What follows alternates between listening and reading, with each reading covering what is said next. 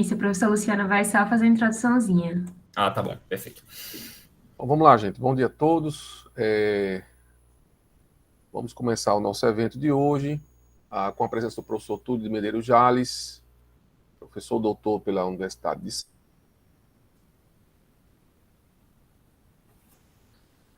Propedêutica, em parceria com a PROEX, a Pró-Reitoria de Extensão, e é um evento promovido pela disciplina o componente de Hermenêutica e Teoria da Argumentação, e do grupo de pesquisa Direito e Linguagem, o Veredas.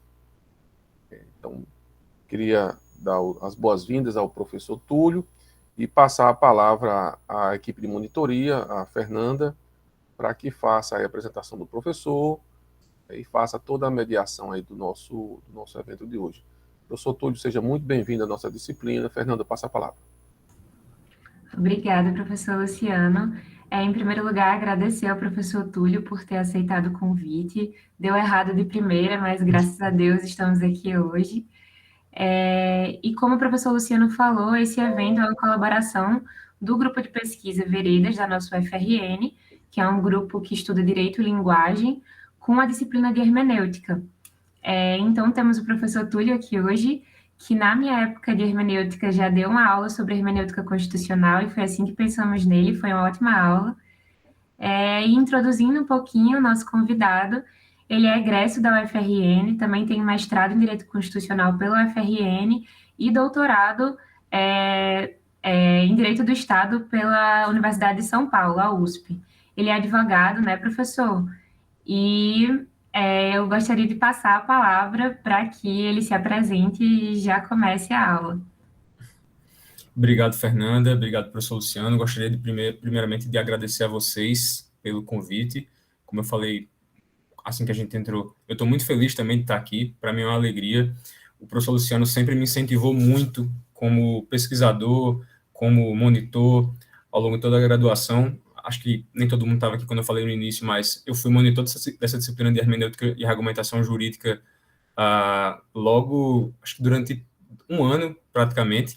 Eu não sei se o professor Luciano vai lembrar, mas quando eu fiz o concurso, na época ele era um dos poucos professores que faziam uma prova para escolher a monitor. E ele fez um concurso e eu não fui aprovado na primeira classificação, na primeira colocação. Eu fiquei em segundo lugar e só tinha uma vaga para monitor.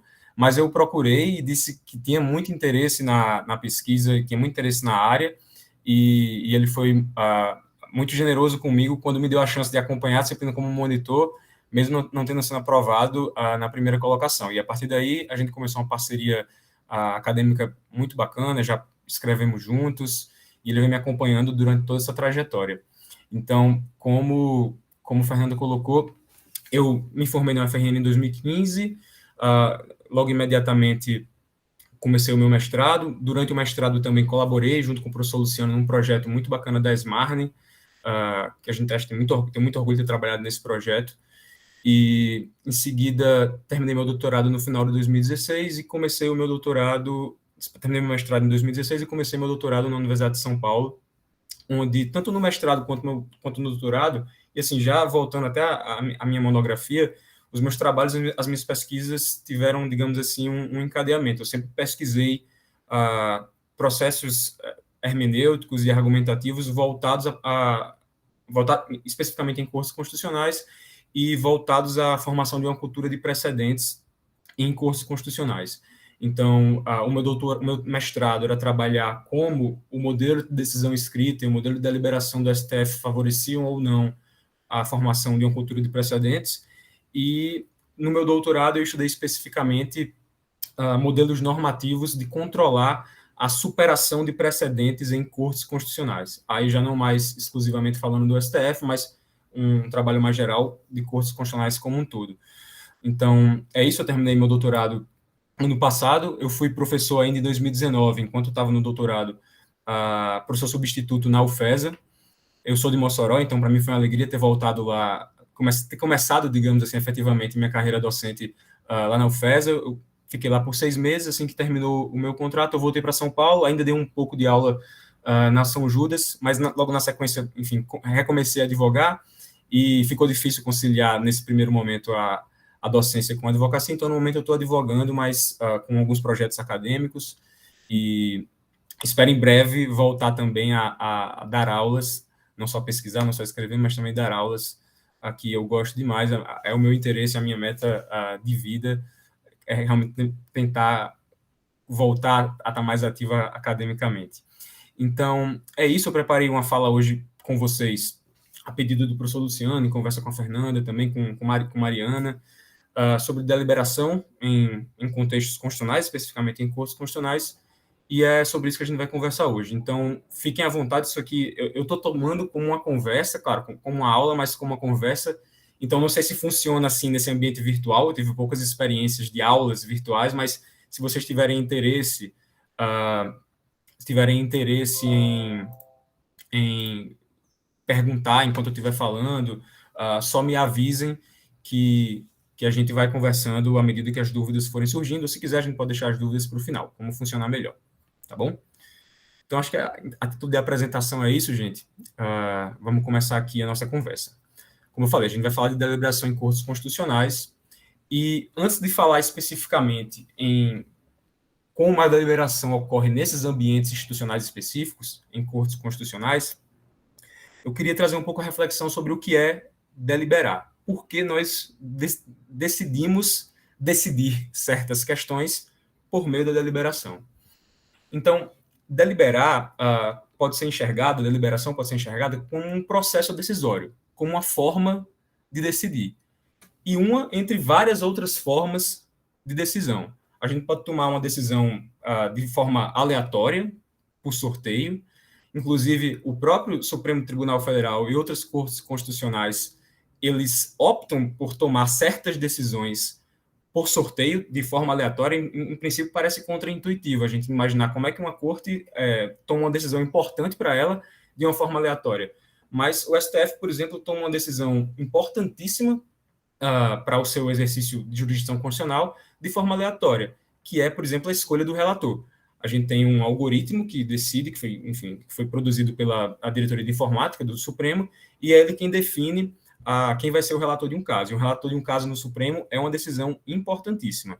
Então, é uma forma específica que o tribunal entendeu que deveria se decidir. E a gente deve perceber que não é uma forma que é, digamos assim, universal.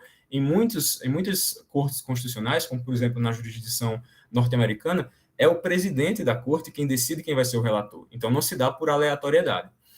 Além de decidir de forma aleatória, a gente pode decidir por contagem de votos, agregação de preferências, ou seja, se a gente for...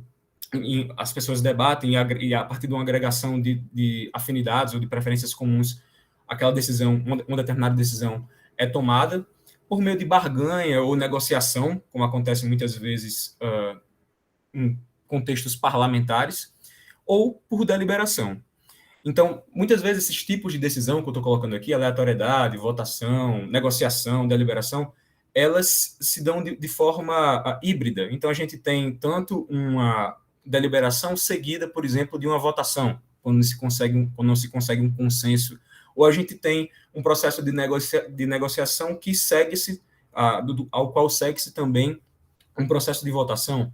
Mas é importante a gente ter essas categorias em mente para entender que deliberar é apenas uma das formas de uma das formas de se decidir, é uma das formas de se, digamos assim, conformar um processo decisório. E é uma forma muito específica, que requer, digamos assim, algumas condições.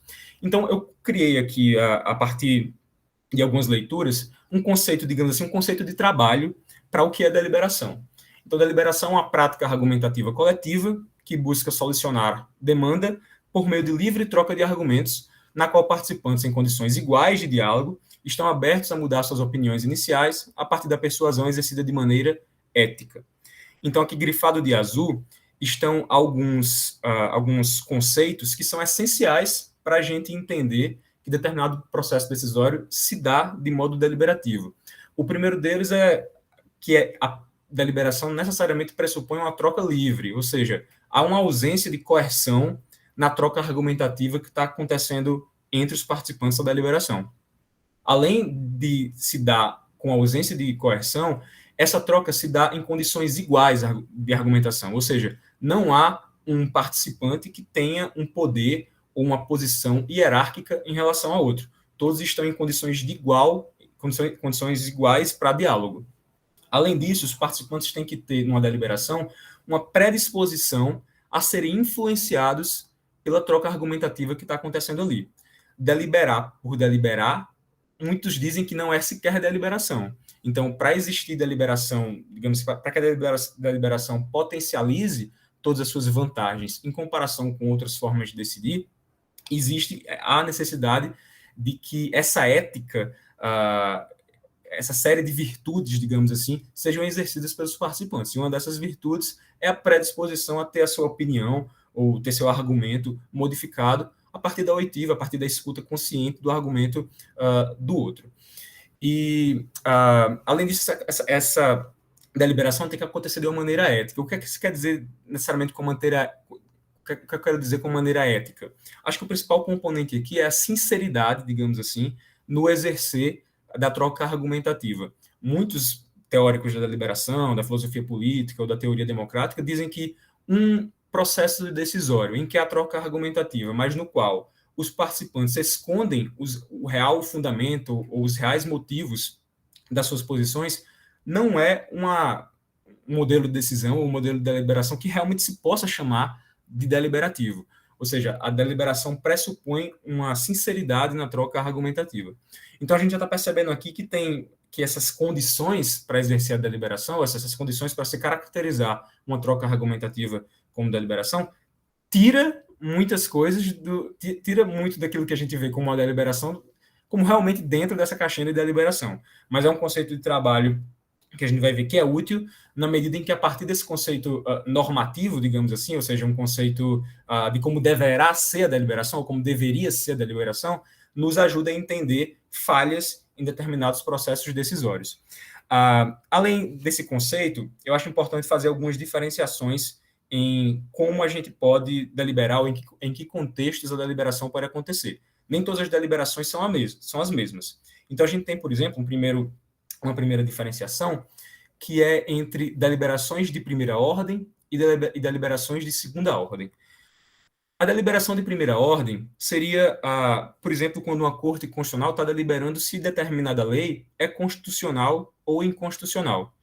Então, eu estou ali discutindo, em termos um caráter argumentativo, uma discussão de caráter argumentativo, uma discussão deliberativa, se aquela lei deve ou não ser eliminada do ordenamento jurídico. Aquela é, digamos assim, a substância da minha deliberação. Já uma deliberação de segunda ordem é uma deliberação sobre a própria necessidade de deliberarmos para chegar a algum resultado. Então, imagine que uma Corte Constitucional precisa decidir se ela tem que colocar essa discussão sobre a constitucionalidade de alguma lei em deliberação ou não. Então, eles decidem previamente, antes de decidir em si o conteúdo daquela discussão, o conteúdo substantivo daquela discussão, há um espaço para se deliberar sobre se essa discussão deve haver ou não. Então, seria, digamos assim, uma deliberação de segunda ordem para se deliberar se a Corte Constitucional irá ou não deliberar determinada questão substantiva. E, assim, mutatis mutandis, né, em termos grosseiros, o próprio Supremo faz isso muitas vezes, realiza deliberações de segunda ordem. Quando, por exemplo, em processos de controle de constitucionalidade no sistema difuso, os ministros têm que decidir se determinada questão tem ou não repercussão geral, ou se determinada questão já foi decidida previamente pelo próprio tribunal e já tem um precedente que eliminaria a necessidade de uma deliberação no plenário, por exemplo, hoje há esse mecanismo, ele está decidindo, no fundo, se ele quer ou não levar aquela discussão material, aquela discussão de fundo, para um ambiente deliberativo. Então, isso seria uma deliberação de segunda ordem, quando eu decido se determinada discussão merece ou não ter uma troca deliberativa. Eu queria que vocês guardassem esse conceito, essa diferenciação de deliberação de primeira e segunda ordem, porque vai ser muito importante quando lá na frente nós formos discutir o papel, as relações entre a jurisdição constitucional, a deliberação e a democracia.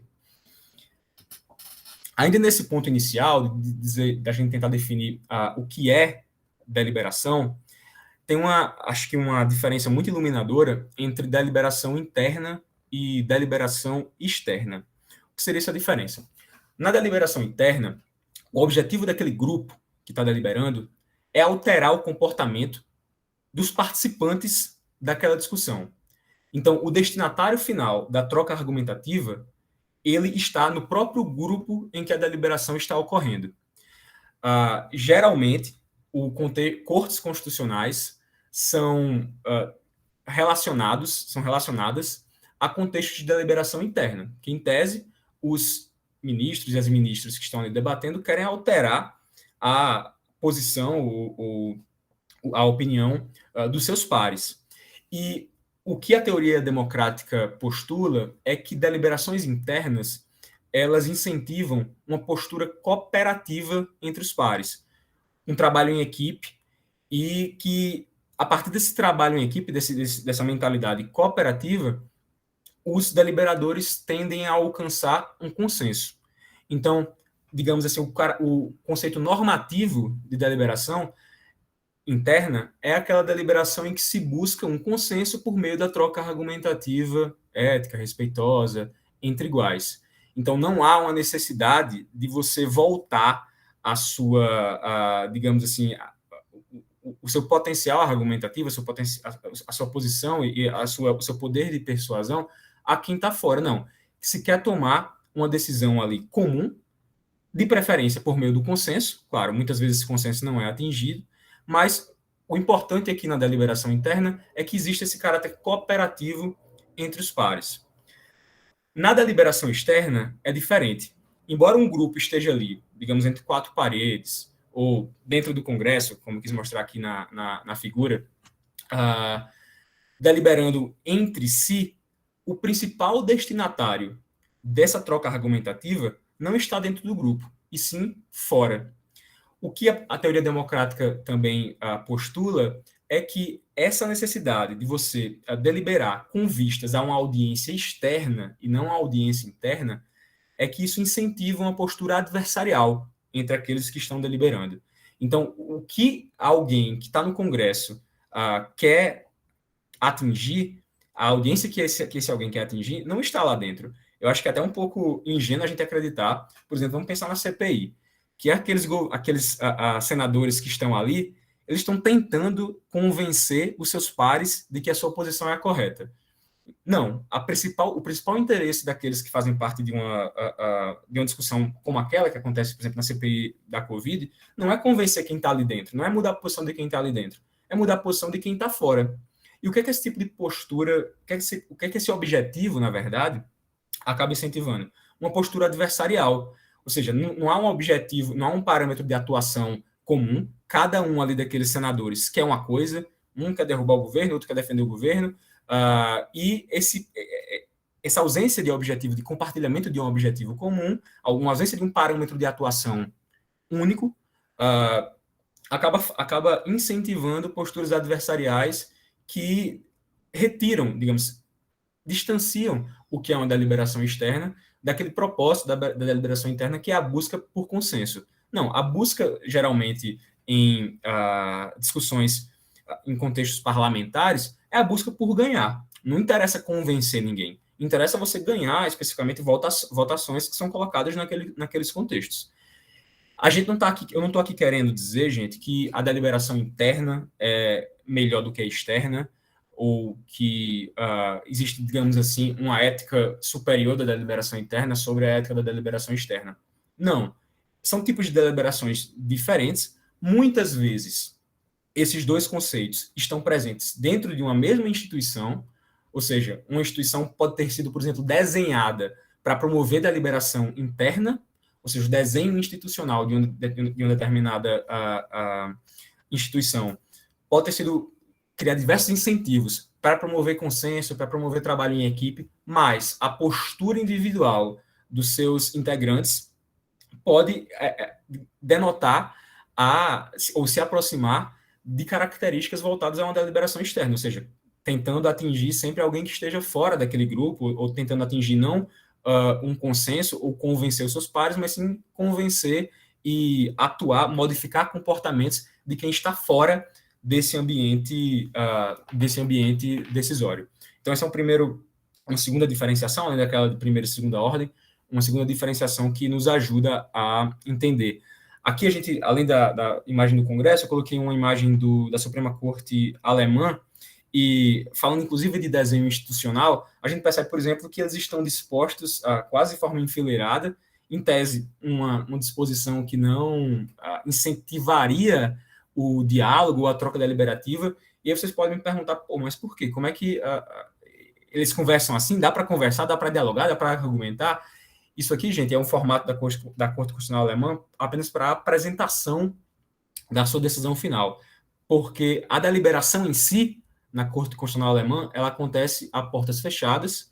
Então, esse momento público ou é o início de sessão em que se vai ouvir alguém, ou o comunicado de uma decisão final. Aqui já passou o processo deliberativo, mas tem a ver também, a gente vê que a própria arquitetura, como se desenham instâncias deliberativas, pode influenciar a disposição dos lugares, a disposição dos participantes, pode influenciar a forma como se delibera. Eu não sei se está muito rápido, se estiver muito rápido, vocês me avisem também, tá bom? Tá ótimo, professor. O senhor prefere que a gente tire todas as dúvidas no final? Eu não sei, como é que vocês fazem geralmente? Geralmente Como é que funciona melhor? geralmente a gente faz no final para não atrapalhar a sua fala, Tá, mas fique à então vontade. pode ser, podemos fazer no final. Então, acho que vão anotando aí para a gente Certo. no final. Depois de discutir, então, esses conceitos básicos sobre o que é deliberação interna, externa, primeira e segunda ordem, o que é deliberar, a ética que a deliberação pressupõe, um segundo ponto importante é por que deliberar importa. Ou seja, porque a gente decide decidir alguma coisa, tomar uma decisão por meio de deliberação e não por aleatoriedade ou simplesmente por votação. Então, existe uma série de virtudes que a teoria política também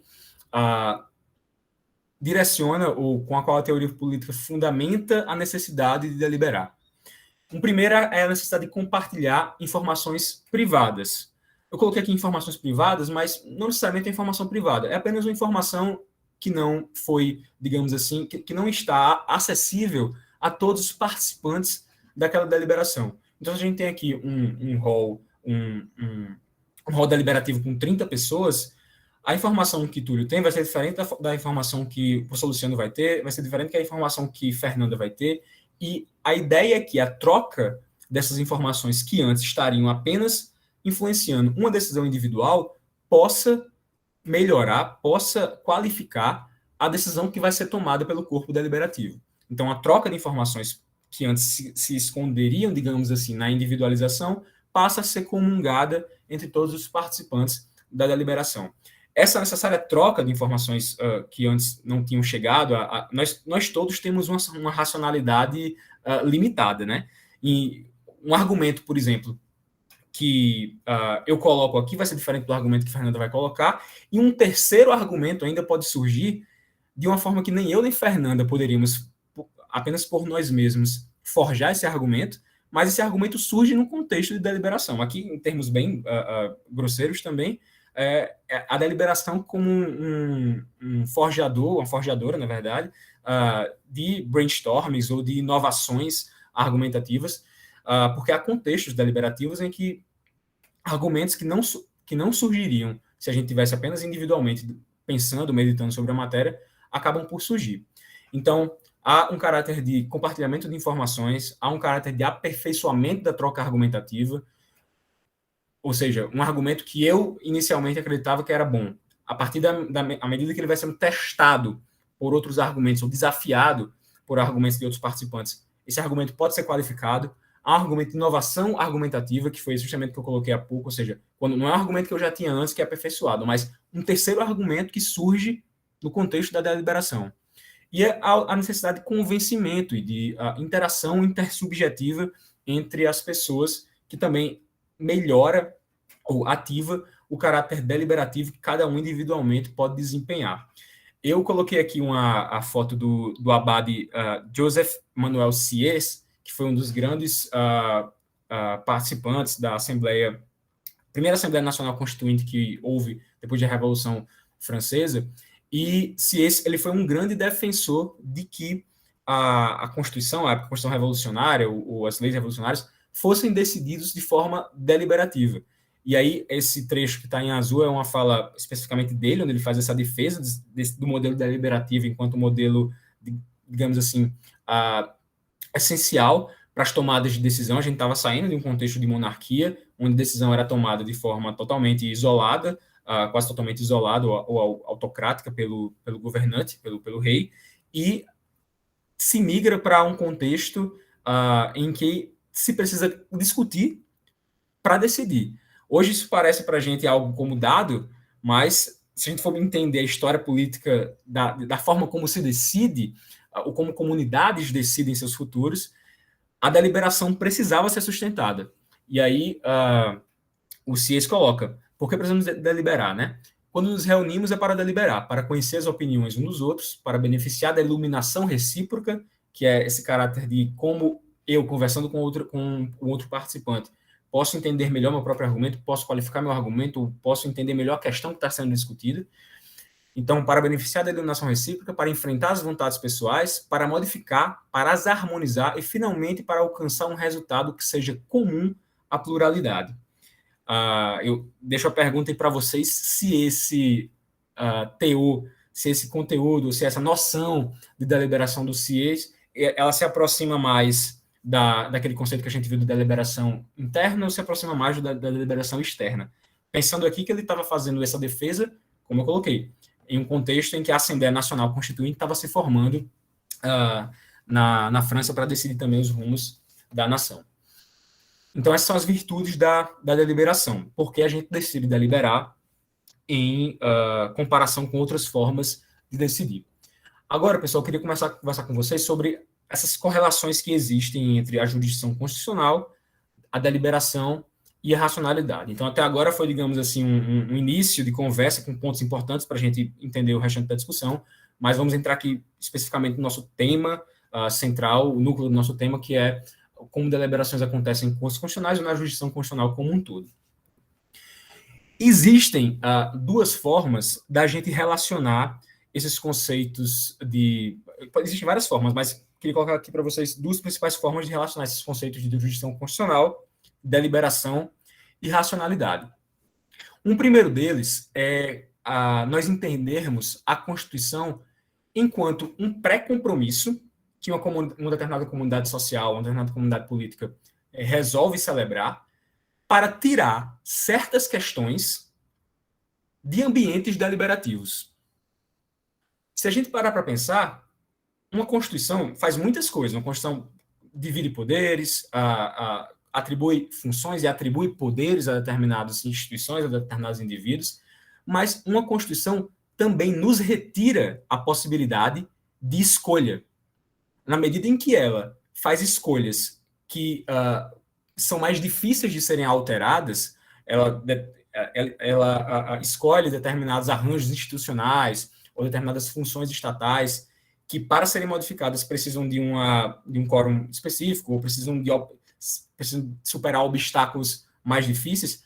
A Constituição ela pode ser compreendida também como um pré-compromisso para que a gente, digamos, uma decisão de segunda ordem, uma deliberação de segunda ordem tomada na Assembleia Nacional Constituinte, onde a gente decide que matérias a política ordinária, a política do dia a dia, a política que é feita em momentos pós-constitucionais, não pode mais fazer. Então, na medida em que a gente, por exemplo, escolhe cláusulas pétreas que não podem ser modificadas de todo, ou a gente dificulta, a partir da materialização de certas escolhas no texto constitucional, outras escolhas concorrentes, alternativas serem tomadas, a Constituição está fazendo nada mais, nada menos do que retirar do nosso âmbito de deliberação ou do nosso âmbito de escolha determinadas alternativas. Então, em certo sentido, a Constituição ela é uma estratégia. E por que isso? Né? Por que a Constituição opera dessa forma? A teoria política explica que as comunidades sociais, as comunidades políticas entenderam que a Constituição é um artefato, é um mecanismo importantíssimo de autoproteção das paixões políticas de curto prazo. Claro, isso aqui é uma das formas de você defender ou de você explicar por que constituições existem, por que constituições são importantes. Mas é um dos principais argumentos para fundamentar a necessidade de uma Constituição. Então, tem o argumento, esse é um argumento desenvolvido muito bem pelo John Hart Ely, e é inclusive o Ely quem traz a comparação da imagem da Constituição com a imagem de Ulisses, essa imagem que está na tela também. Ulisses, personagem da Odisseia, da Ilíada, e o Ely faz a correlação com um episódio específico da Odisseia, o episódio em que Ulisses tem que passar acho que muitos de vocês já conhecem, mas tem que passar pela Ilha das Sereias, e as sereias são conhecidas por ter um canto que enebria os viajantes, faz os viajantes se jogar para chegar até a ilha, e muitos acabam morrendo.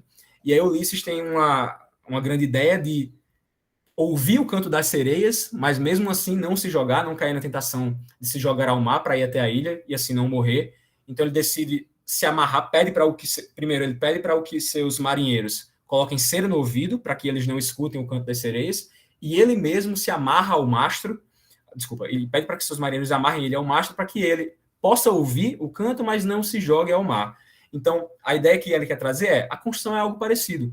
Ela se percebeu que a razão de existir de uma Constituição é para que a gente não ceda nossas paixões momentâneas na política de curto prazo, o que muitas vezes nos levaria a decisões equivocadas. Então, se criam condições ou um ambiente em que determinadas decisões vão ser tomadas de maneira específica, que é uma Assembleia Nacional Constituinte, por exemplo, e as decisões que são tomadas ali com um caráter deliberativo maior, um tempo de maturação das ideias maiores, essas decisões a gente entende que é melhor que elas se mantenham, que elas sejam protegidas, do que a gente tem que decidir aqueles determinados pontos, seja, o poder de um presidente da República, o poder de um Congresso Nacional, a separação, o pacto federativo, por exemplo, a separação entre os entes da federação. Ao invés de ter que decidir sobre isso no dia a dia, a gente já deixa aquela decisão pré-concebida para, então, fazer com que a política diária, a política ordinária, cuide de questões não menos essenciais, mas questões de outra natureza. Então, essa é uma forma da gente entender como deliberação, racionalidade e jurisdição constitucional se entendem. Percebam que aqui a gente está querendo tratar essa forma de reagir, essa forma de compreender a relação entre essas categorias, ela parte da premissa de que nós temos uma racionalidade limitada, nós seres humanos. Então, é porque nós nem sempre conseguimos decidir bem nossas demandas sociais, nossas demandas coletivas, que nós optamos por deixar determinadas escolhas protegidas. Então, reconhecendo que nós temos limitações da nossa racionalidade, nossa capacidade de decidir, a gente deixa certas escolhas pré-constituídas. Uma segunda forma de compreender a relação entre jurisdição constitucional, deliberação e racionalidade é quase uma antípoda dessa primeira forma de compreensão. Por quê? Se antes a gente estava entendendo a Constituição como uma forma de evitar deliberações sobre determinadas questões, porque nós temos racionalidade limitada, a forma como a jurisdição constitucional se legitima. O que é jurisdição constitucional? É você decidir se determinada escolha feita pela política ordinária está ou não adequada à luz da Constituição. Então, uma das formas de legitimar essa jurisdição constitucional é justamente maximizar o potencial racional dos julgados ou das decisões dessa jurisdição constitucional. Então, aqui qual é a ideia? Como é que eu posso garantir que uma decisão tomada por representantes eleitos, como uma decisão tomada pelo Congresso, pode ser eliminada ou pode ser modificada por uma decisão tomada por juízes que não são eleitos, que não têm, digamos assim, uma legitimidade representativa, não tem uma legitimidade democrática, digamos assim. Um dos principais argumentos para defender a legitimidade da jurisdição constitucional é que essa decisão se legitima não pela representação ou digamos assim, pelo aspecto democrático ou eleitoral que subjaz ao poder daqueles representantes. Mas sim, essa decisão se legitima porque essa decisão ela é racional, porque os argumentos que ela utiliza têm qualidade. Então, se de um lado a gente olhava para a limitação das racionalidades e por isso decidia apresentar constituições, né? Recorrer a constituições, aqui, por outro lado, a gente quer potencializar os aspectos racionais de uma determinada decisão jurídica, porque é a potencialização desses aspectos racionais que dá legitimidade ao exercício da jurisdição constitucional, ou seja, da legitimidade à possibilidade de uma instituição eliminar ou não uma legislação que foi democraticamente eleita. Então, aqui a gente tem que, nesse segundo aspecto, e é esse segundo aspecto que a gente vai trabalhar mais, ou seja, assim, por que a deliberação se relaciona com a jurisdição constitucional, com cortes constitucionais? Porque nós iremos ver, se pressupõe que, deliberando, nós construiremos uma decisão com o melhor argumento, ou com o melhor argumento possível, digamos assim. A deliberação é, então, um caminho da racionalidade, é um caminho para se chegar a uma decisão racional que poderia, então, assim, ser legitimada e eliminar as decisões que são tomadas muitas vezes. Não estou querendo dizer que decisões do Congresso são necessariamente irracionais, ou que não há troca argumentativa. Mas é uma instituição que está submetida a incentivos diferentes. As pessoas lá tomam suas decisões por incentivos diferentes.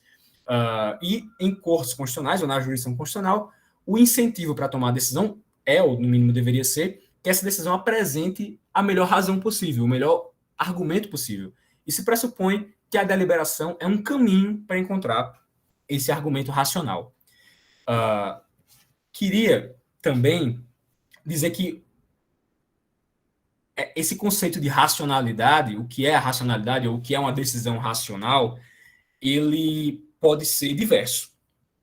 Então, existem várias formas de racionalidade. Quando eu digo, aquela decisão é legítima porque ela é uma decisão racional. De que tipo de racionalidade eu estou falando?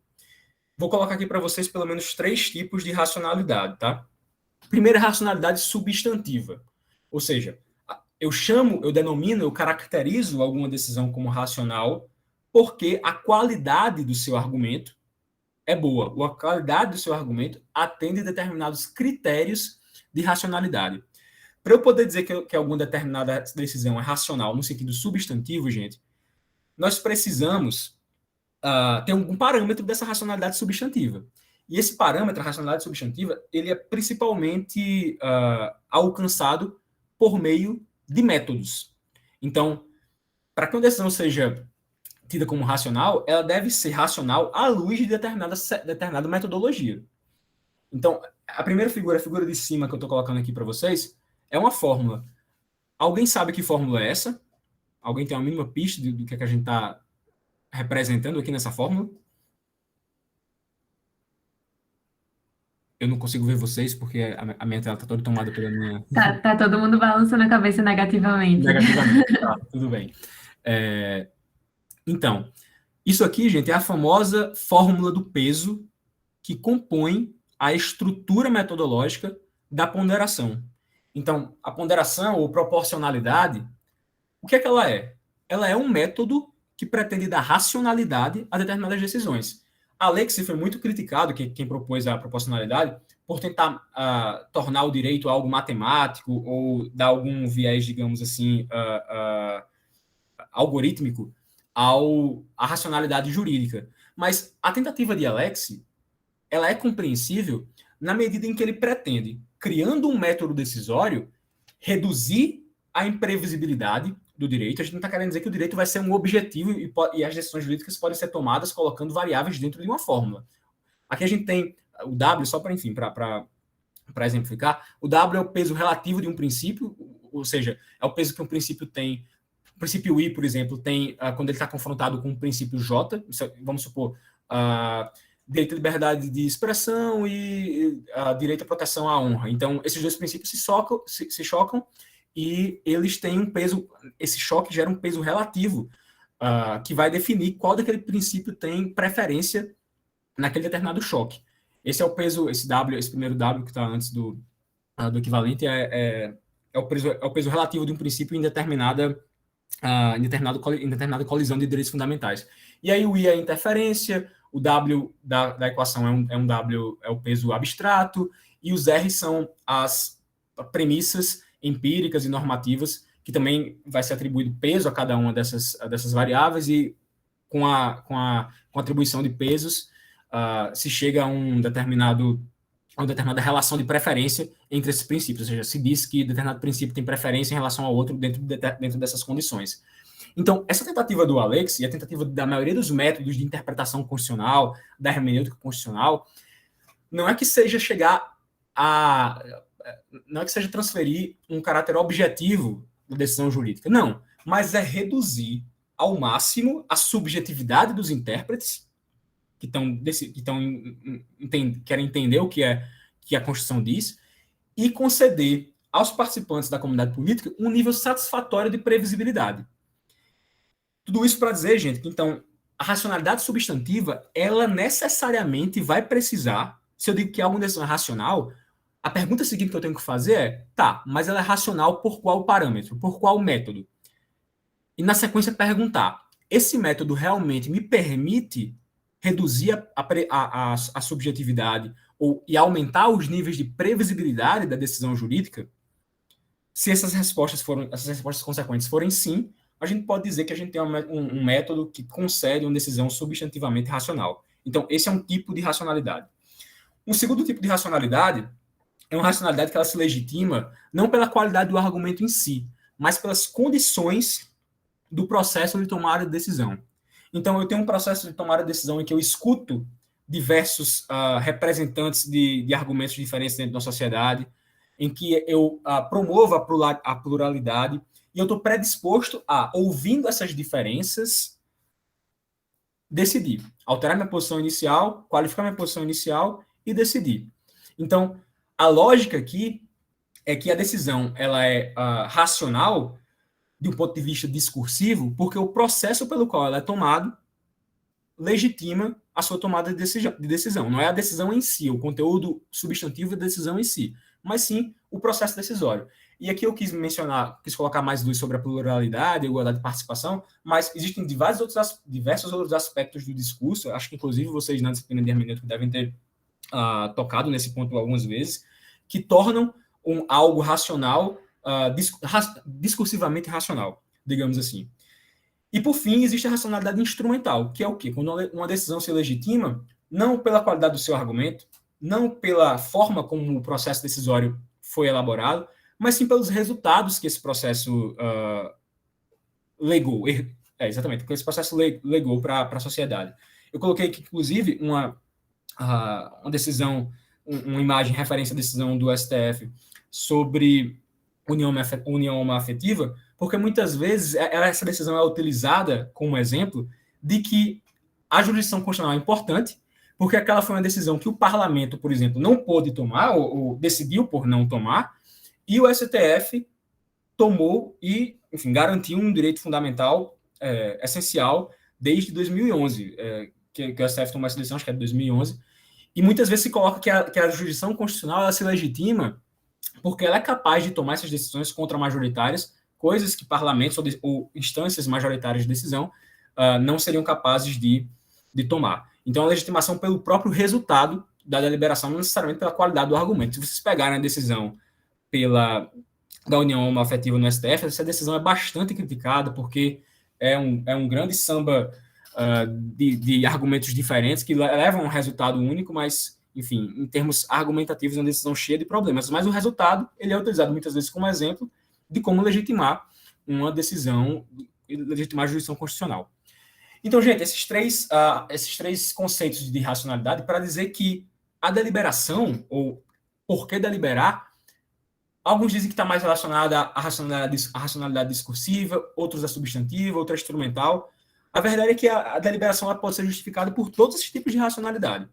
Empiricamente, eu não tenho esse dado, mas há estudos empíricos que denotam que uma decisão por deliberação, às vezes, o resultado tende até a ser pior, digamos assim, do que uma decisão que deveria ser tomada individualmente, mas a gente não deve negar que, para uma corte constitucional se legitimar, ela pelo menos o seu processo deliberativo tem que pelo menos atender a uma racionalidade discursiva e, ao fim, gerar um argumento forte, um argumento racional do ponto de vista substantivo.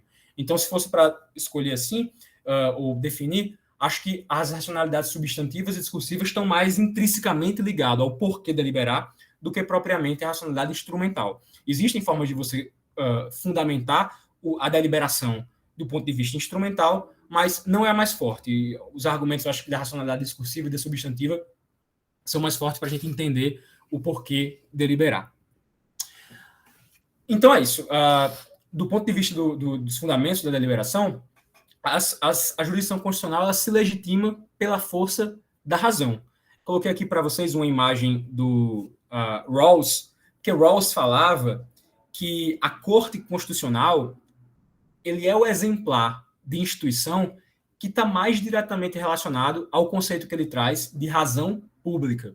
Ou seja, os representantes legislativos, nossos representantes, os congressistas e as congressistas, eles não precisam justificar, fundamentar as decisões que eles tomam. Eles precisam ganhar decisões, como eu coloquei há pouco. Eles precisam ganhar votações. Mas não há uma necessidade de que os deputados, ou não há uma ordem, ou o próprio incentivo institucional ou normativo, um incentivo legal, uma ordem legal, de que os deputados fundamentem por que eles votaram daquela ou dessa forma. Não, essa necessidade de justificação não há, por exemplo, em decisões tomadas do Legislativo. Já no Judiciário, a gente tem necessariamente uma ordem constitucional que determina que toda decisão deva ser fundamentada. Então, só essa obrigação que é colocada ao Judiciário já nos leva a entender por que o Rawls achava que cortes constitucionais e que a racionalidade do Judiciário era uma racionalidade que se aproximava do conceito dele de razão pública, ou seja, que essa razão que tenta justificar, que tenta dialogar com razões diferentes e que tenta se legitimar a partir da força do próprio argumento. Essa é a ideia que o Rawls tem, e é por isso que ele indica que as cortes são os principais representantes da razão pública numa sociedade, porque elas têm essa necessidade, elas têm essa obrigação de justificar, de fundamentar suas posições em contraposição a posições contrárias, dialogando com posições contrárias, num ambiente de pluralidade. Essas decisões só se legitimam porque os argumentos são fortes, só se legitimariam porque os argumentos são fortes o suficiente para pararem em pé. Então, sobre esse viés de que uma corte necessariamente tem que ter uma decisão racional para se legitimar, que a força do argumento que legitima um comportamento de uma corte, o papel institucional de uma corte, a maximização das capacidades deliberativas desses órgãos, das cortes constitucionais, é quem dita o nível de legitimidade dessa instituição. Então, aqui está essa regrinha que é colocada, inclusive, pelo professor Vigílio Afonso da Silva, num artigo que ele tem muito importante sobre esse tema, que é Deciding Without Deliberating. Ele diz que cria essa regra, digamos assim, de ouro. Quanto mais uma corte acolher práticas e regras que incentivem a sua deliberação, maior a sua legitimidade. Por quê? Porque quanto mais a gente incentiva a deliberação, maior a chance de você chegar ao melhor argumento possível. Então, essa é a regra. Quanto mais deliberação tivermos, mais racionalidade nós teremos no nosso argumento, mais legítima a corte vai se colocar. Isso tudo, gente, parte da pressuposição de que o constitucionalismo, isso aqui também é uma ideia que o Pasquino, que é um cientista político, traz, ele decorre da interação entre diversas instituições. A Constituição ela cria determinado desenho institucional, determinada forma como as instituições dialogam entre si. Desenho institucional nada mais é, gente, do que normas ou formas de decidir quais são as capacidades ou quais são as possibilidades de ação de cada agente no meio político. Então, imaginem um tabuleiro de xadrez. No tabuleiro de xadrez, o peão tem um movimento específico, a torre tem outro, o bispo tem outro, então cada um só pode se movimentar de determinada forma. Quando a gente elabora funções de determinadas instituições dentro de uma Constituição, o que a Constituição está fazendo mais ou menos é isso. Ela está ditando as regras de qual o jogo daquele xadrez. O que é que o Congresso pode fazer, o que é que o Senado pode fazer, o que é que a Câmara pode fazer, o que é que o Executivo pode fazer, o que é que uma Corte Constitucional pode fazer. Então, o constitucionalismo ele está determinando qual é a função, qual é a capacidade, qual é a forma, digamos assim, a amplitude de movimento que cada ator institucional pode ter. Então, esse é o desenho institucional que o constitucionalismo nos coloca. Acontece que essas instituições elas são formadas por pessoas.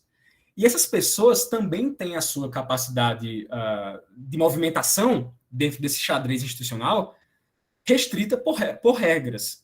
Então, quando uma corte, quando um Supremo Tribunal Federal, por exemplo, decide a forma como ele delibera, por meio do seu regimento interno, ou o próprio Congresso por meio da criação de leis criação de leis processuais que delimitam o campo de ação do Supremo Tribunal Federal, ele está decidindo qual é a margem de ação que aquela instituição tem e qual é a margem de ação que os indivíduos que compõem aquela instituição têm. Então, essa ideia de que o constitucionalismo é uma interação de instituições que, por sua vez, funcionam à base de interação entre indivíduos. E aí, nessa interação entre indivíduos que está a deliberação. A deliberação é justamente a ética, ou a forma em que a gente delibera por meio de indivíduos que compõem instituições dentro do arranjo constitucional. E aí, essa deliberação, ela se expressa, digamos assim, partindo daquela ideia que a gente colocou, de que em cortes constitucionais elas serão cada vez mais legítimas na medida em que elas se deliberarem mais, a principal virtude que é associada à deliberação em ambientes de cortes constitucionais é a virtude da colegialidade. E aí, o que é colegialidade, gente? Muitas vezes se tem uma compreensão errada do que é colegialidade. Se entende, colegialidade é ter uma relação de afeto ou amizade com aqueles que você está discutindo. Não. Você não precisa tomar café com o seu companheiro de sessão, ou seu companheiro de tribunal, para que aquilo ali seja visto como um caráter, como uma promoção da colegialidade do ambiente decisório. Não. A colegialidade, ela não necessariamente vai estar presente em instâncias de deliberação coletiva, em instâncias de deliberação colegiada. Uma coisa é você ter uma decisão colegiada, uma decisão que se toma de forma coletiva. Outra coisa é você ter um caráter, ou ter uma característica, ter a característica da colegialidade. A colegialidade, ela pressupõe todas aquelas virtudes que a gente tratou mais lá atrás sobre a deliberação. Ou seja, a colegialidade pressupõe a disposição para trabalhar em equipe, a ausência de hierarquia entre juízes e juízes para uma escutativa, a cooperação no processo de tomada de decisão e a busca, que nem sempre vai ser atingida, por um consenso decisório. Por quê? Porque quem está deliberando aqui no Supremo Tribunal Federal, gente, eles têm o mesmo parâmetro de atuação. Qual é esse parâmetro de atuação? A Constituição. O objetivo deles é fazer valer o texto constitucional. Não é um ambiente onde cada um tem um objetivo. Um quer aumentar um tributo, outro quer diminuir tributo. Não. Os objetivos, eles são, em tese, comuns. Claro, se vai divergir na forma em que esses objetivos são alcançados. Mas a ideia é que a colegialidade é uma virtude institucional que busca promover o consenso através dessas condições que eu coloquei aqui. A disposição para trabalhar em equipe, ausência de hierarquia entre juízes e escuta ativa. Eu vou acelerar um pouquinho mais nesse final, porque eu sei que a aula termina às 8h30, não é isso, Fernanda? Acho que é 8h30. Isso mesmo. Tá, senão a gente fica sem tempo de discussão, mas tá do meio para o final já. Esse é o último ponto, inclusive. Então, como está a prática deliberativa no STF hoje? Então, a gente entendeu melhor, porque a gente entendeu já o que é deliberação, como essa deliberação se relaciona com a jurisdição constitucional, em que medida ela fornece ou não legitimidade à jurisdição constitucional, como a deliberação se relaciona com a racionalidade, ou seja, por que eu preciso deliberar para ter uma decisão racional e quais são as formas como essa racionalidade pode se expressar por meio da deliberação. Eu vi que na Corte Constitucional, a principal expressão da deliberação ela se dá pela virtude institucional da colegialidade, e agora a gente vai utilizar esse instrumental todo para tentar avaliar como anda a prática deliberativa no STF. Um primeiro ponto importante da gente entender, para a gente compreender como está o cenário deliberativo no STF, é a gente entender que o STF ele é uma corte multifacetada. Esses dados aqui, gente, eu tirei do próprio site do STF, eles têm um instrumento excelente hoje de acompanhamento dos perfis decisórios da corte, que a corte tem, mas esses aqui são dados de 2020, tá? São todas as decisões que o STF tomou. Veja só, do total de decisões, 155 mil decisões que o STF tomou, 128 mil delas foram decisões monocráticas, ou seja, são decisões que, em tese, não passaram por um processo deliberativo, porque foram tomadas individualmente por ministros. Seja em turma, seja em plenário, seja uma decisão que estaria afeta plenário, ou sejam decisões liminares. Então, você percebe que aqui a gente não tem a porcentagem. Não, acho que não tem porcentagem. Acho que não tem porcentagem. Mas, enfim, das 155 mil, 128 mil foram monocráticas. 26 mil apenas foram colegiados. E aí você vê que desses 26 mil colegiados, 10 mil foram da primeira turma, 8 mil da segunda, 101 do plenário virtual, que hoje é um mecanismo bastante utilizado não só para decidir repercussão geral, que foi a primeira forma que o plenário virtual aparece, né? Era para decidir se em algum caso tinha ou não repercussão geral, os ministros decidiam no plenário virtual, não precisavam levar isso ao plenário. Hoje, o plenário virtual ele foi ampliado e toda e qualquer decisão, é até um ponto bem importante que a gente pode discutir depois, toda e qualquer decisão pode ser tomada pelo plenário virtual. Foi algo que foi avançado, que foi implementado no contexto de pandemia, mas que tudo indica que vai se manter. E, vejam só, das 155 mil decisões que o STF tomou em 2020, apenas 8.472 foram tomadas pelo Tribunal Pleno. A gente vê que o STF, ele tem, portanto, a gente tem a imagem do STF naquele plenário, com os 11 ministros e ministras reunidas, mas um total de decisões que passa por aquele processo deliberativa é um percentual pequeno em comparação com, por exemplo, as decisões que são tomadas de maneira democrática. Isso porque, gente, o STF ele é uma corte constitucional, mas não é só isso, né? Ele é uma corte recursal, ele é uma corte que julga decisões de maneira ordinária, ou seja, ele é a primeira instância decisória para alguns tipos de casos que eles têm em que se julgam parlamentares ou atores com prerrogativa de função, enfim. O STF ele tem diversas faces, não só a face da Corte Constitucional, que vai precisar deliberar se determinada lei está de acordo ou não com a Constituição, mas ele dá a última palavra em decisões que vêm de instâncias inferiores, e toda essa acumulação de funções do STF faz com que, pela carga de trabalho, pelo volume de trabalho que eles têm, fosse impossível julgar todas as decisões, todas as demandas por decisões que chegam até ele, de uma forma deliberativa ou potencializando suas capacidades deliberativas. Então, a gente tem um percentual baixo de decisões efetivas que são tomadas pelo Supremo de maneira efetivamente deliberativa. Essa é a primeira fotografia que a gente tem que ter em mente. E aí eu vou definir, eu vou passar um pouco, comentar um pouco os aspectos deliberativos da decisão do STF, dividindo essa exposição em 3 partes.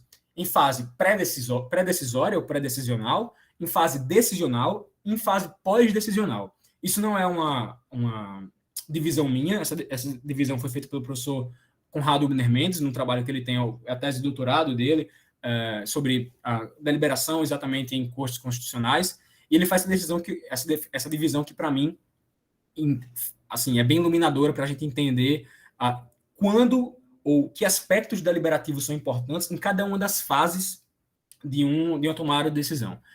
Então, primeiro de tudo, como eu vim falando há pouco, a capacidade deliberativa de uma instituição, ou seja, ela uma corte, um parlamento, ela é moldada tanto por aspectos do desenho institucional, ou seja, decisões de segunda ordem feitas por legislação, por regimento interno, que definem o que cada ator daquela deliberação pode fazer, mas ela também é moldada por uma cultura, ou seja, pela prática, pelo comportamento individual de cada ator que está deliberando. Então, tem esses 2 aspectos. Tem um ponto de vista do desenho institucional, tem um ponto de vista das práticas. Vamos analisar a decisão do STF, tendo isso como premissa, em cada uma das 3 fases que eu mencionei. Primeiro, a fase pré-decisional.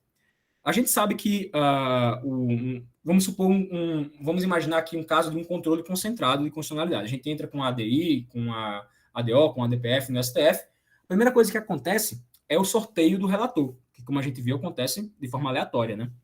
Então, em muitas jurisdições, gente, o relator, ele é não só aquela pessoa que vai ser responsável por instruir, isso não existe, assim, isso não é tão comum em cortes constitucionais, mas existe, claro, instruir processo, ouvir as partes e tudo mais, mas em muitas cortes constitucionais, o relator, ele é quem dita o próprio ritmo de toda a deliberação que uma corte tem.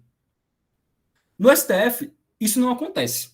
Esse poder do relator, ele é um pouco mitigado. Isso por quê?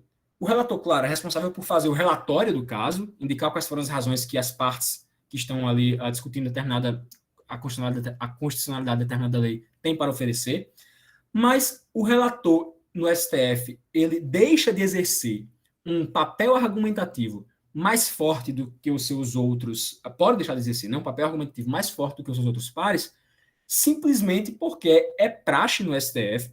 Isso vem sendo aos poucos contestado e alterado, mas é praxe no STF que não se compartilhe o voto do relator, ou seja, o voto daquela pessoa que melhor analisou, que em tese com mais profundidade analisou o processo, com seus pares. Na maior parte das vezes, o que é compartilhado entre os ministros é apenas o relatório das decisões. Ou seja, se compartilha o histórico da decisão, mas não se compartilha qual é a opinião do relator em si sobre aquilo. Ou muitas vezes esse compartilhamento acontece na antevéspera ou na véspera da decisão, e os juízes, os seus pares, os juízes e as juízes, não têm tempo suficiente para se debruçar e analisar aquela opinião do relator. Então, aqui a gente tem um não poder do relator, ao contrário de outras cortes constitucionais, em que o relator realmente dita o ritmo e impõe os argumentos, praticamente pauta os argumentos que são utilizados na discussão, o relator no STF não faz isso. Isso é um caráter muito específico dessa fase pré-decisória do STF, que ela, assim, as principais vantagens que são colocadas em fases pré-decisionais em outras cortes constitucionais é justamente essa possibilidade de você comungar previamente, antes de você chegar, digamos assim, ao ápice numa deliberação, que é a fase decisória em si, mas é você ter contato com outros tipos de argumentos. Isso não acontece do ponto de vista entre os ministros, porque não há uma dinâmica, não há condutas práticas, e não há uma dinâmica institucional que favoreça esse compartilhamento de opiniões prévias. Outro ponto que a gente pode criticar, que a gente pode entender essa fase pré-decisória do Supremo, é o contato que o Supremo tem com as outras com partes interessadas naquela decisão que ele está tomando. Então, a gente tem um mecanismo de audiência pública, que foi trazido um pouco depois da Constituição de 88, mas foi efetivado do começo dos anos 2000 para cá, que é um mecanismo pelo qual o Supremo pode ouvir partes legitimadas e interessadas em determinada questão política para então tomar a sua decisão. Embora o mecanismo de audiência pública do Supremo seja, no balanço, elogiado e importantíssimo, há aspectos que precisam ser melhorados. Por exemplo, tem uma pesquisa da Lívia Gil Guimarães, que foi a minha colega no doutorado da USP, em que ela analisa as audiências, o resultado das audiências públicas no Supremo, e ela identifica que o próprio formato em que essas audiências públicas ocorrem, elas favorecem um modelo de argumentação muito mais próximo do modelo adversarial, onde a gente tem sempre alguém que está contra e alguém que está a favor da constitucionalidade da lei, e não favorece um modelo de compartilhamento de informações ou de postura cooperativa para que o tribunal chegue à sua decisão. Lívia também achou na tese dela que há pouca reverberação dos argumentos que são colocados nas audiências públicas nas próprias decisões dos ministros. Ou seja, embora o relator, o responsável por convocar a audiência pública, geralmente dê bola para aquilo que está se falando na audiência, muitos dos outros ministros que vão decidir o caso no futuro não participam das audiências e sequer mencionam aquilo que foi discutido nas audiências em seus votos. Então, é um déficit que essa fase pré-decisória do Supremo também tem. Outro ponto importante é o poder do presidente. O presidente no Supremo Tribunal Federal tem um poder importantíssimo, que é o poder de agenda, de pauta. E não há muita clareza sobre quando uma decisão, quando um caso deve ou não ser levado ao plenário. E isso acaba criando incentivos errados ao potencial deliberativo. Não é, digamos assim, o processo está maturado, está pronto para ser decidido, que ele é levado ao plenário. Não, são outras razões que a gente muitas vezes não consegue nem auscultar, que acabam levando um presidente, por isso eu coloquei a foto do Fux, né, o atual presidente aqui do Supremo, acabam levando a decisão para ser colocada em plenário ou não para deliberação. Passando para a fase decisória, a fase decisional ou decisória, quais são as características do modelo da deliberação do Supremo? A gente tem um modelo de decisão escrita seriatim. E aí, não sei se esse termo é comum para vocês, eu vou dar uma pausa até aqui nesse ponto da decisão, do modelo de decisão escrita, que não é só um modelo de decisão, assim, como a gente escreve a decisão que uma corte está tomando. Não. É um modelo que apresenta os fundamentos que conduziram a determinado resultado. E aí existem dois modelos principais de como essa apresentação dos resultados e dos fundamentos pode ser feita por cortes constitucionais. Um é o modelo de decisão seriatim, que é o modelo que o Supremo segue, ou seja, é um modelo em que cada membro daquela corte coloca a sua decisão de uma forma individual e o resultado final da decisão é tomado pela agregação dos votos individuais de cada ministro. É isso que acontece no STF, é isso que acontece em outras cortes constitucionais, embora não seja, digamos assim, a regra em cortes constitucionais, a gente vai ver isso. Então, o modelo de decisão seriatim é esse, ou seja, decisões seriatim por quê? São em série. Cada um dos indivíduos que estão deliberando ali coloca a sua decisão e, na sequência, se soma, no caso do STF, se soma o resultado, a conclusão a que cada ministro está se chegando, para que a gente tenha a decisão final do plenário. Se diz que esse modelo seriatim ele favorece a transparência e o aperfeiçoamento institucional. Por quê? Porque ele favorece que haja divergências, ele incentiva divergências entre os ministros, entre os ministros e as ministras, entre os participantes da deliberação. E aí, incentivando essa divergência, uma decisão que hoje é divergente, ou que hoje perdeu, no futuro pode ser a decisão que favoreça, esse argumento pode surgir. E ele é muito presente em países de civil law. O outro modelo é o modelo de decisão per curiam. Nesse modelo, há uma decisão única da corte. Ou seja, no modelo per curiam puro mesmo, não é possível que exista nem sequer divergência pública do resultado dos fundamentos da decisão. É uma única decisão só. Esse, por exemplo, é o modelo da decisão da Suprema Corte espanhola. O modelo de decisão da Suprema Corte alemã, ele era um modelo de decisão pura, só que mudou. Por quê? Porque eles, desde a década de 70, salvo engano, eles possibilitam a existência de divergência. Mas no modelo de decisão per curiam, como acho que, por exemplo, é o modelo de decisão da OMC, salvo engano, e acho que da Corte de Haia, não lembro, tem alguns tribunais internacionais que ainda hoje não permitem a existência de divergência quando eles apresentam a decisão ao seu público. Então, o modelo de decisão per curiam, ele pressupõe isso, que a decisão vai ser tomada e vai ser apresentada, os fundamentos da decisão vão ser apresentados de maneira uníssona. Em alguns casos, como eu coloquei, com a possibilidade de que se apresente a parte, uma decisão à parte, não uma decisão una, mas não uma decisão, digamos assim, vencedora, mas que a parte se apresentem as divergências. Esse é o modelo per curiam, e as vantagens que são colocadas para ele são a independência dos juízes, a legitimidade na formação da corte e a formação da jurisprudência. Isso por quê? Por que a independência dos juízes? Porque, em regra, as deliberações em um modelo per curiam, elas acontecem de forma fechada. E apenas a apresentação é mostrada ao público. Então, se diz que em ambientes fechados, onde não há, digamos assim, um incentivo a que você fale para fora, fale para além daqueles que estão te ouvindo além da deliberação, isso dá maior independência para que os juízes mudem de posição, inclusive. Testem seus argumentos e produzam argumentos melhores. Então, essa é a pequena diferença. Esse gráfico aqui, eu mostrei é um gráfico que mostra os casos da Suprema Corte Americana em que houve opinião divergente. A Suprema Corte Americana ela começou com um modelo seriatim, depois que migrou para o per curiam. Mas você percebe que até 1940 existiam pouquíssimos votos divergentes. Isso começou a mudar. Muitos falam a partir da Corte Warren, que foi uma corte que começou a decidir direitos civis e políticos nos Estados Unidos, e a divergência aumenta para caramba a partir da década de 40 e permanece até então. Mas isso é importante a gente analisar, gente, porque muitos dizem que para que uma corte se legitime, o modelo per curiam seria melhor, na medida em que ela daria a ideia de que existe certa uniformidade na interpretação do direito. Esse é um ponto. Mas enfim, não vou aprofundar tanto quanto eu queria por conta do tempo. Então, a fase decisória do Supremo. A gente tem esse modelo de decisão, a gente tem uma sessão deliberativa, que acaba sendo uma sessão de leitura de votos. A gente não tem, muitas vezes, deliberação em si, nas causas em si. A sessão funciona com cada ministro lendo seus próprios votos. E um outro fator muito importante, que às vezes não é visto como uma prática que favorece a deliberação, é o pedido de vistas. Você imagina, você está diante de um caso em que você tem dúvidas de como decidir. E aí, qual é a primeira ideia que o ministro do Supremo Tribunal, ou o ministro do Supremo Tribunal, tem para enfim, dar sequência àquela deliberação?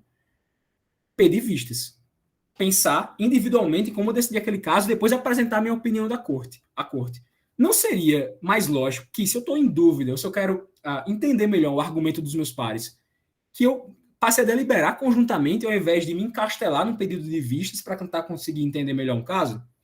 Isso pressupondo, claro, que os ministros já conhecem a base do caso, o mínimo que se precisa conhecer para decidir uma questão. Então, o pedido de vistas é também enxergado pelos doutrinadores que vêm discutindo a deliberação no Supremo como na forma como ele hoje é exercido, como um fator que não ajuda a deliberação. Tem outros pontos aqui, mas acho que esses foram os principais. Tem a questão da transparência e da transmissão das sessões do Supremo, que tendem a incentivar uma prática adversarial, porque a gente passa daquele modelo de uma deliberação interna em que você quer convencer o par para um modelo em que você tem uma audiência externa inteira para dar conta do que você está falando. E isso favorece a forma como os ministros deliberam, voltados para o convencimento externo, não o convencimento interno. Então, a crítica que se faz também ao modelo de transmissão das sessões do Supremo. Então, que eu já falei. E, por fim, a comunicação pós-decisória, ou seja, como a decisão se apresenta ao público depois que ela é tomada. O Supremo também sofre muitas críticas, na medida em que a gente tem, hoje, muitas vezes, decisões que são apresentadas no seu modelo de decisão escrita, por meio das ementas, do acórdão, que não refletem a discussão deliberativa que teve no próprio tribunal para tomar aquela decisão.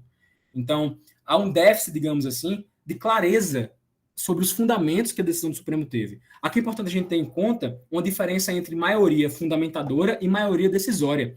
No Supremo, as decisões são tomadas por maioria decisória, ou seja, os ministros não precisam concordar no argumento para tomar determinada decisão. Não, os ministros e ministras têm que concordar no resultado. Isso não acontece, por exemplo, na Suprema Corte Espanhola, onde é preciso que haja uma maioria fundamentadora, ou seja, que os ministros concordem no fundamento para que determinada decisão seja tomada. Imagine um caso em que, no tribunal espanhol, em que 4 ministros dizem que uma determinada lei é constitucional. Outros 4 dizem que uma lei é inconstitucional por razões materiais. E mais outros 4 dizem que ela é inconstitucional por razões formais. Essa lei ela será reputada constitucional porque houve um empate, houve 4-4-4, mas embora 8 ministros tenham dito que essa lei é inconstitucional, as razões deles não conversaram e não são comuns. Um foi porque é inconstitucional em razão da forma, outros 4 inconstitucional em razão do conteúdo. Como não houve a maioria decisória em favor da inconstitucionalidade, prevalece a lei e a lei é constitucional. Então, você vê como você decide se o modelo deve pressupor a maioria decisória, fundamentadora, pode mudar o próprio destino das ações no STF. Então, como a gente não tem essa necessidade de ter uma maioria fundamentadora no STF, não há clareza sobre os fundamentos que a decisão tem. Há clareza, sim, sobre o resultado, mas não há clareza sobre o fundamento. Eu acho, gente, que assim, eu falei até demais, deixei pouco tempo para a discussão. Tirei algumas coisas até aqui do final para que a gente possa discutir um pouco mais, mas é isso. Era essa a nossa ideia de começar esse debate hoje. Agora eu estou aqui para escutar vocês, as suas dúvidas. Acabou que foi muita coisa, mas espero que vocês tenham curtido e que gere bons debates. Foi ótimo, professor. Obrigada. A gente tem algumas perguntas aqui no chat e eu vou começar pela de Gustavo. Nossa, tem 40 coisas aqui, eu não estava vendo nada. 40 mensagens. Mas Gustavo perguntou assim, os 3 tipos de racionalidade podem atuar conjuntamente? Com certeza, isso foi até, acho que passei até por isso rapidamente na discussão. Eles podem estar conjuntamente em uma mesma instituição. Com certeza, eles não são, digamos assim, aspectos ou características que são concorrentes ou excludentes. É possível que uma decisão se legitime tanto por meio de uma racionalidade discursiva, quanto por meio de uma racionalidade qualitativa, substantiva, e por meio de uma racionalidade de resultados. Então, existem essas 3 formas de você tentar dizer se uma decisão se legitima, se ela é racional ou não. Não há algo excludente. Certo. Essas outras 2 aqui, elas têm a ver com deliberação externa, então eu vou ler elas juntas. Tá bom. Fui eu que perguntei sobre essa questão da postura adversarial da deliberação externa, se não vai de encontro àquela escuta consciente que faz parte da troca argumentativa característica da deliberação, né? Já que o objetivo não seria convencer, mas sim ganhar. Então, eu não entendi se descaracterizaria um pouco a deliberação pelo que foi apontado no início. Não, não, entendi, Fernanda. A sua pergunta é ótima, porque o que você está querendo dizer quer dizer que a deliberação externa não é deliberação? Tipo, se as características dela, forjando, incentivando o modelo adversarial, ou fazendo com que a característica de não termos um objetivo comum entre os deliberadores para alcançar, isso ainda faz com que eu possa chamar isso de deliberação. Alguns teóricos do discurso, alguns teóricos da teoria política indicam que, sim, realmente, isso aí não seria o que a gente está assistindo ali no Congresso, ou ou vem em disputas parlamentares, aquilo não é deliberação, aquilo é troca argumentativa, mas não é deliberação no sentido ético, atendendo aquelas condições que a gente colocou lá no início. Mas ainda assim eu acho importante chamar de deliberação para que a gente entenda em que medida a relação que existe entre os deliberadores que estão ali e a relação que existe com a audiência externa. Na medida em que o destinatário daquela discussão na deliberação externa, ou em ambientes que favoreçam a deliberação externa, está fora, ele é uma audiência externa, a gente tem que analisar todos aqueles pressupostos sobre a ótica daquela relação entre quem está dentro e quem está fora. Então, se eu tenho um parlamentar que está mentindo para o seu eleitor, ou não está se comportando de maneira ética, está traindo as convicções de quem o elegeu, ou da plataforma política que o elegeu, talvez a gente comece a entender que aquela deliberação que existe de forma, digamos assim, mitigada entre o eleitor e o parlamentar, ela não atende aos requisitos da deliberação. Mas supondo que o parlamentar ele está tentando convencer, mas está tentando convencer alguém que está fora, dentro daqueles mesmos contextos, daquelas mesmas premissas que a gente colocou lá no final, a gente pode sim indicar que aquilo ali é uma decisão, uma deliberação externa. E aí, mais uma vez, eu reforço que assim, não é um querer dizer que as discussões no parlamento elas são piores ou melhores do que a decisão na Corte Constitucional. São instituições que têm papéis institucionais diferentes. E assim, esses tipos de deliberação, eles vão ser adequados a depender de qual papel aquela instituição tem que desempenhar. Se a gente elegeu alguém e aquela pessoa está legitimada pelo nosso voto, é assim, aceitável, é totalmente compreensível que ele queira me convencer de que aquela decisão que ele está tomando está coerente com as razões pelas quais ele me elegeu. Então, é uma digamos assim, uma deliberação mitigada entre eleitor e representante que acontece no seu parlamentar. Então, que também tem a sua razão de ser, também tem a sua importância. Entendi. Justíssimo, professor. A próxima é de Yuri, e aí ele perguntou também sobre deliberação externa, se ela também teria um certo teor de deliberação interna, visto que o convencimento dos pares pode ser um objetivo secundário, como ocorre na CPI. Uhum. Gente, com certeza. Quando a gente coloca muitas vezes conceitos e categorias para definir determinado assunto, esses conceitos e categorias não são estanques. E eu acho que eles são iluminadores, porque a gente passa a entender, caramba, realmente, quando ele está fazendo isso aqui, quando ele está discutindo aqui, aquele senador não quer convencer o pai, ele quer convencer quem está lá fora. Mas os conceitos servem, os conceitos eles servem para que a gente entenda melhor a descrição do mundo. E o mundo ele é muito complexo. Muitas vezes um senador tem a esperança, ou um parlamentar tem a esperança de que vai convencer o seu par, ou de que vai fazer alguém mudar de posição. Outras vezes ele está realmente só jogando para a galera que está lá fora. Então, isso não quer dizer que a divisão entre deliberação externa e interna seja ruim. Pelo contrário, ele nos ajuda a entender as motivações dos participantes daquela deliberação em diferentes contextos. Muitas vezes dentro de um mesmo contexto, mas em diferentes momentos. Então, acho que, Yuri, você está certo, de que muitas vezes um objetivo secundário pode ser o convencimento do seu par, mesmo em ambientes que favoreçam, que incentivem deliberações externas. Agora, a gente tem que ver só se aquele convencimento está querendo se dar realmente por deliberação, ou seja, por estar vencendo, digamos assim, o melhor argumento, ou se é uma outra forma de decisão, por negociação, como eu coloquei. A negociação é uma forma de tomar decisão. E a negociação política, ela não deve ser execrada, não deve ser dito que alguém tomou uma decisão porque negociou politicamente em troca de um acordo para que outra decisão fosse tomada de outra forma.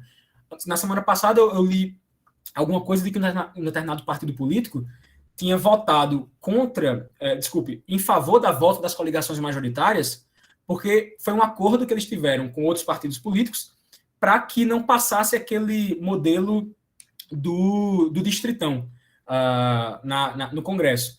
Isso foi negociação. Não é porque eu acredito que o partido acreditava que a volta das coligações também era ruim, mas ele negociou, disse, olha, aqui eu vou votar a favor das coligações porque senão a gente vai perder a votação do distritão e eu acho melhor não fazer isso agora. Então não foi porque o melhor argumento ganhou, não foi porque ele acreditava que, não, a volta das coligações vai ser bom para todo mundo. Não, foi porque ele negociou e tomou a decisão. Então é só a gente ter em conta de que todas essas formas de decidir, deliberando, votando, negociando, barganhando, todas essas podem ser tomadas em contextos diferentes, em momentos diferentes, dentro de um mesmo contexto institucional.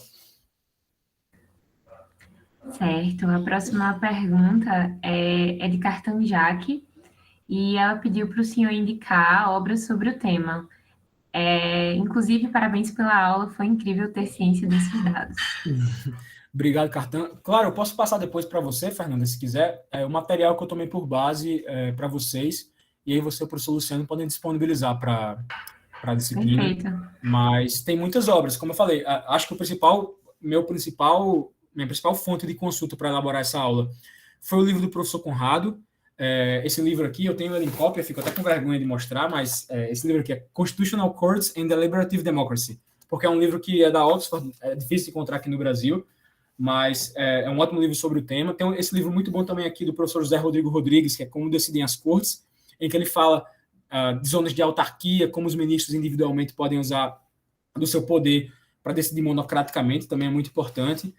E acho que o outro principal foi esse livro aqui chamado A Razão e o Voto, que é um livro que foi organizado pelo pessoal da FGV aqui de São Paulo, discutindo a ideia do ministro Barroso. É bem legal esse livro, que é uma coisa que acontece pouco na academia, que é você debater em cima dos textos dos outros. Muitas vezes parece que a gente está eternamente falando sozinho na academia. E nesse livro aqui, eles discutiram um texto do Barroso que chama A Razão e o Voto, onde o Barroso defende a posição e o exercício iluminista das funções do Supremo Tribunal Federal, que ele se legitima por meio da razão e tudo mais. E aí eles fizeram todo esse livro, é uma série de artigos em que debate vários aspectos desse texto do Barroso chamado A Razão e o Voto. Mas esse texto do Barroso vocês encontram fácil, talvez não encontrem os textos comentados, mas o livro acho que vocês conseguem fácil pelo preço, conseguem fácil também no site da FGV. Mas, de toda forma, tem outros artigos, tem o que eu mencionei do professor Vigílio, Deciding Without Deliberating, que vocês acham fácil na internet, mas eu posso compilar tudo e mando para vocês, para que vocês tenham acesso também às fontes da aula. Perfeito. Yuri pergunta, professor, como geralmente é determinada a necessidade de deliberação das decisões pelo STF? Como é determinada a necessidade de deliberação? Isso. Olha, isso é uma coisa, inclusive, que está opaca hoje em dia. Como eu falei há pouco, com essa questão do plenário virtual, toda e qualquer decisão hoje pode ir para o plenário virtual. E primeiro a gente tem a possibilidade de um ministro do STF decidir monocraticamente, por exemplo, em medidas liminares. Essa ideia da medida liminar ser tomada monocraticamente está, inclusive, sendo repensada por conta do plenário virtual, porque agora não tem mais, digamos assim, desculpa para não se tomar uma decisão que poderia ser colegiada e, por conta de tempo, digamos assim, é tomada individualmente. Teve recentemente um caso, inclusive, de um concurso da Polícia Federal, que o STF teve que decidir se o concurso poderia acontecer ou não. E aí o Fux colocou, ele podia tomar uma decisão de forma monocrática, que era um pedido liminar, mas como era uma decisão muito importante, ele falou, não, eu vou colocar essa decisão no plenário virtual, com urgência, e os ministros se manifestaram. Então, assim, primeiro de tudo, quem decide que vai levar uma decisão para o plenário ou não é o presidente. Quando o relator fala, olha, o caso está pronto para discussão, eu tenho já o relatório, eu tenho o meu voto, o caso está maduro para discussão, ele indica isso para o presidente. E esse processo passa a fazer parte de uma fila enorme que tem de processos que estão esperando decisão do colegiado. E aí o presidente é que tem o poder de falta, o poder de pauta, o poder de agenda, de definir quais são as causas que vão ser levadas ou não para a decisão do plenário.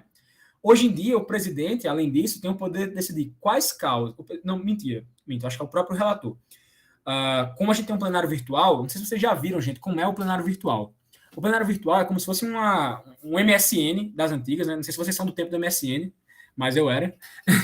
Mas onde tem lá a carinha de cada ministro, e aí os ministros vão dizendo se existe alguma decisão, a questão jurídica é submetida para todos os ministros, e aí os ministros, à medida que vão lendo as decisões, vão votando e esses votos vão sendo disponibilizados nessa caixinha digamos assim, nesse display de votos. Inclusive, não existe no plenário virtual aquela ordem cronológica que o regimento interno do Supremo dispõe para os julgamentos em plenário, que a gente sempre tem primeiro o mais novo da corte votando até o decano. Essa é a ordem, né? No plenário virtual, não. Quem leu e já tem decisão pronta pode ir colocando, essas decisões ficam disponíveis para os advogados.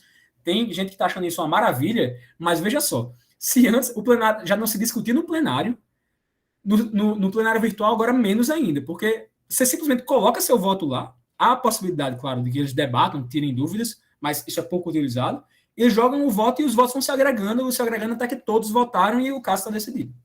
Esse é o plenário virtual. Mas há também não existem critérios claros, não existem critérios objetivos para decidir quando um processo que estava afetado pelo plenário virtual pode ir ao plenário físico. Então, não existe nada que determine um parâmetro decisório para dizer que um caso deve deixar de ser decidido pelo plenário virtual para ser levado ao físico. Isso depende hoje da discricionalidade do relator, que quer ou não afetar aquela decisão para o plenário. Professor, tem uma última pergunta, que é sobre uma crítica que o professor Conrado Hübner faz ao STF como um arquipélago de 11 ilhas, em alusão ao número de seus integrantes, né? O que é que o senhor acha disso e como isso repercute na qualidade deliberativa da Suprema Corte? Essa questão foi até um pouco introduzida, então... enfim, era um tema que eu queria ter até me debruçado um pouco mais, mas ficou para o final da exposição e eu vi o tempo escorrendo e, enfim, não pude me debruçar como eu queria. Mas esse diagnóstico das 11 ilhas é um diagnóstico que já persiste há algum tempo e que ele vem passando por certos aprofundamentos.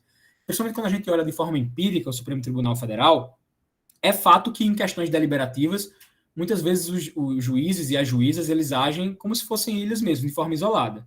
O que, por óbvio, mina muitos tipos de esforços deliberativos e esforços decisórios para que se comuniquem razões e que a decisão realmente tenha um caráter deliberativo.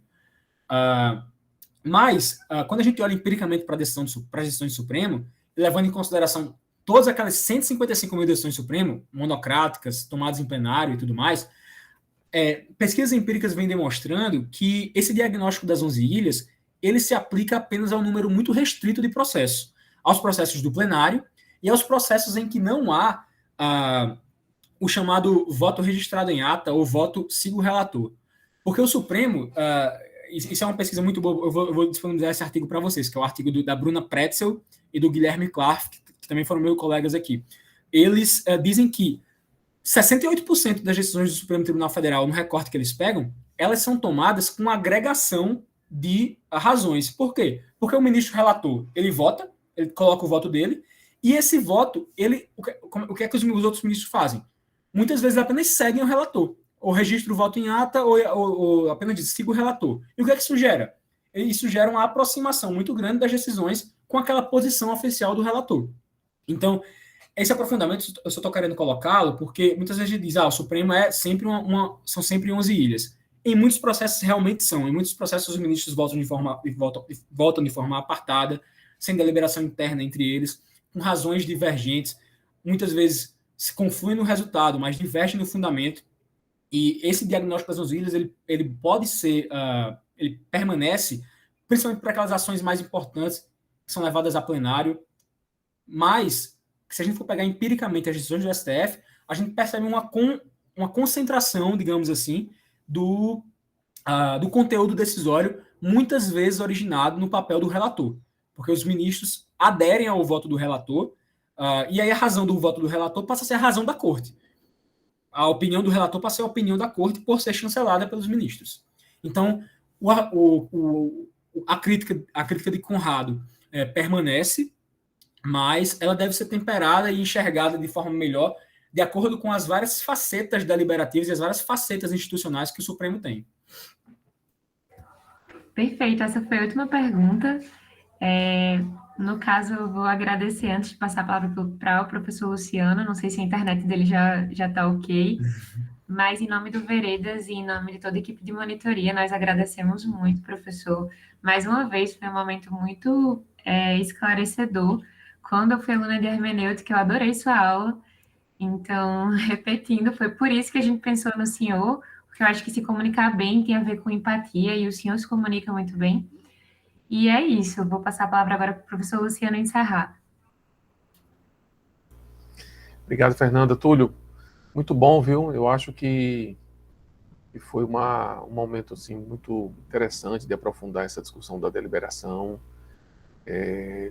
que fala das cortes constitucionais, mas se aproveita de alguma forma para todos os tribunais, né? Assim, Isso. De certa forma, é um estudo focado nas cortes constitucionais, mas e muito a gente aproveita para a construção da razão pública, para as cortes locais. Eu diria até que a Corte Constitucional, apesar de mais vista, né, mais criticada, talvez não é das piores. Sim, verdade. Nós examinamos a qualidade da deliberação.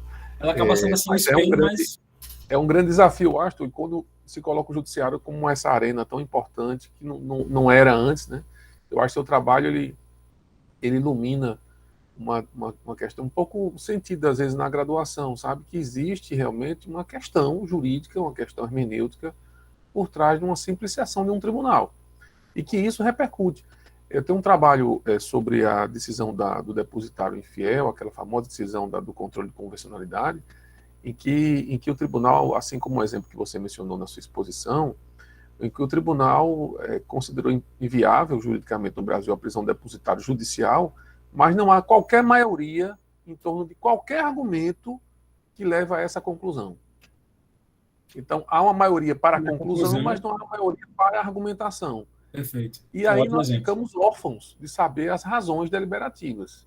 Essa crítica é importante, inclusive, para o próprio tribunal. Não é só para quem está estudando direito. O tribunal também precisa receber essas críticas. Por que eu digo isso? Para estimular os alunos, assim como você, Túlio, fez, a estudarem essa temática, sabe? Não adianta só criticar os tribunais, mas principalmente estudar as decisões dos tribunais e produzir ciência sobre isso, para que eles próprios entendam que a sociedade reclama mais qualidade deliberativa, mais qualidade de julgamento. Muito obrigado. Era uma atividade mais dos alunos, tá? Mas em trazer você e fazer essa dinâmica nessa ação de extensão, eu queria demais agradecer a sua disposição em contribuir logo cedo. Não, para mim... Deixo a palavra para você se despedir, tá? Claro. Professor, eu agradeço demais ao convite seu, de Fernando, do pessoal do Veredas. Foi para mim uma alegria. Como eu falei, é um tema que eu gosto muito de trabalhar. Foi uma alegria preparar essa aula. Depois que... Acho que às vezes, realmente, escreve-se certo por linhas tortas, porque não deu certo aquela aula a que a gente ia gravar na semana passada, que ia ser só para os monitores, ia ficar gravado, mas acho que aqui foi bem legal também, a gente teve as perguntas, podemos interagir também, então foi ótimo. Infelizmente, foi uma aula sobre deliberação, em que a gente não conseguiu deliberar tanto quanto eu queria, mas ficam para outras oportunidades. Eu espero que mais convites surjam. Da minha parte aqui, já estou fazendo meu próprio jabá, para a gente colaborar em mais frentes, e foi muito... Enfim, tenho um carinho muito grande pela UFRN, por ser minha alma mater, tenho um carinho muito grande pelo professor Luciano, por esse tema, então não poderia ser diferente. Foi uma alegria para mim, foi prazeroso, acima de tudo, estar aqui conversando com vocês. Espero que tenha sido bom e também proveitoso para vocês de alguma forma. Eu agradeço muito e parabéns pela organização, parabéns pelo Veredas, e sigamos em frente. Obrigado, Túlio. Obrigado, Fernando. Obrigado, Yuri. Bom dia a todos. Um grande abraço. Bom dia, tchau, até mais.